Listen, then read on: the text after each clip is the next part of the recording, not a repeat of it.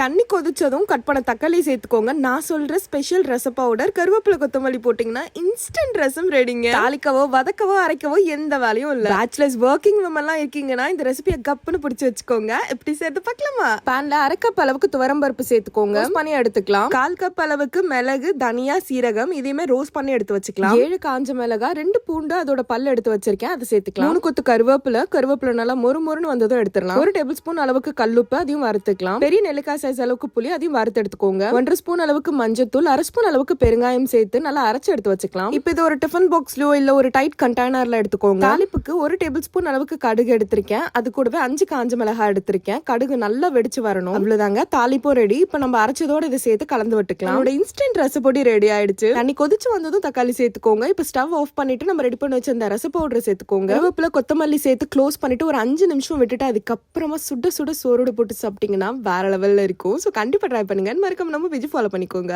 பாய்.